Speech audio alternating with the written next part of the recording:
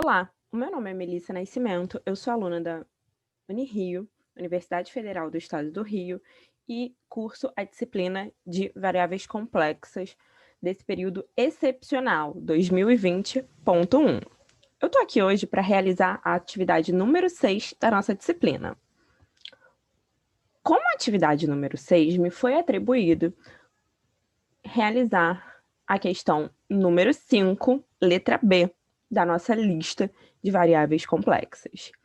Eu comecei aqui expondo a questão número 5, resolva as equações, e me foi atribuído a realizar a letra B. E elevado a Z é igual a 1 mais I. Primeira coisa que nós precisamos pensar é que esse Z é um número que pertence aos complexos. Então, ele vai ser da forma x mais y, ok?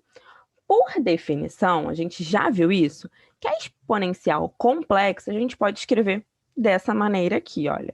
E elevado a z é igual a E elevado a x cosseno y mais I seno y, ok? Aplicando a propriedade distributiva aqui, nós teremos que E elevado a z é igual a EX cosseno y mais EX e seno y. Assim, a gente vai precisar ter que esse número aqui, olha, EX cosseno y mais EX e seno y vai ser igual a 1 mais I, porque eles dois são igual a EZ. Separando a nossa parte real da parte imaginária desses dois números, olha, dessa igualdade, nós vamos ter que EX cosseno y é igual a 1, porque a nossa parte real aqui também é 1. E que EX seno y também vai ser igual a 1, porque a nossa parte imaginária aqui também é 1, ok? Continuando, lembrando, gente, que aqui a gente está querendo encontrar os números x e y que vão definir o nosso número z, ok? Então, vamos lá, vamos continuar.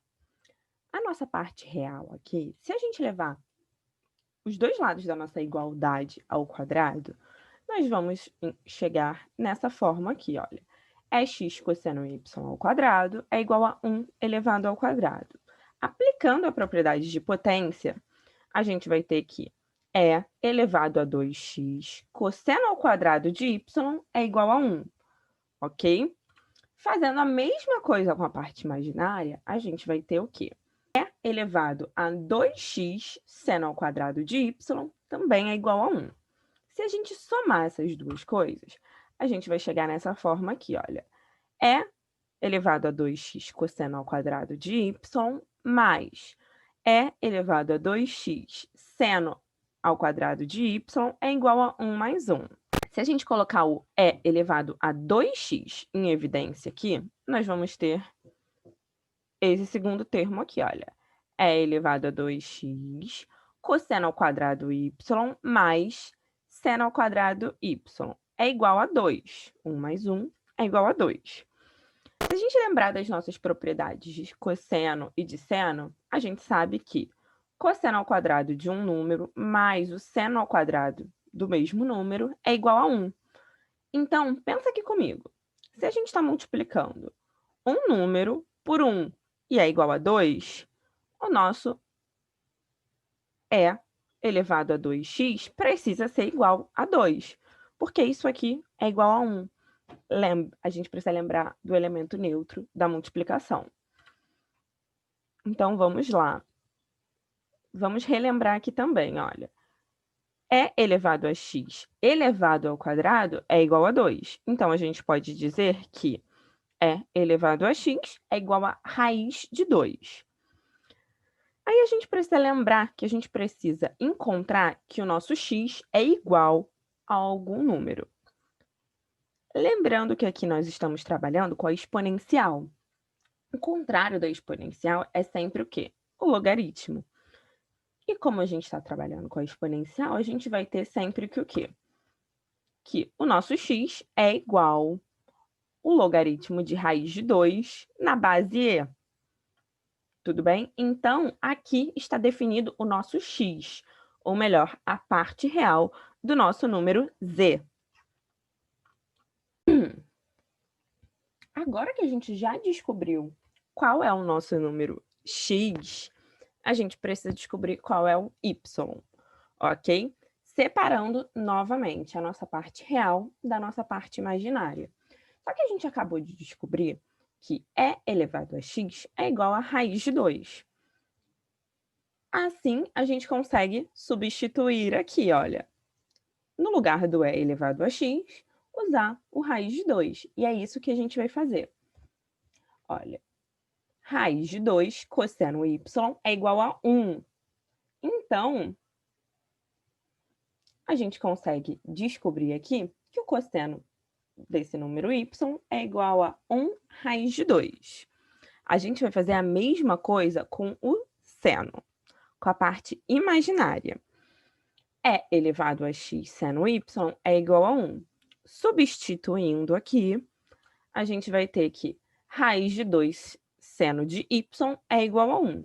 E o seno, a gente tem um seno e o cosseno de um ângulo, que a gente não conhece, é igual a 1 sobre raiz de 2. Aqui a gente precisa lembrar de uma coisa. Como a nossa raiz está aqui embaixo, a gente vai precisar racionalizar esse número. Então, olha, 1 raiz de 2 vezes raiz de 2 sobre raiz de 2, isso aqui vai ser igual a 1 vezes raiz de 2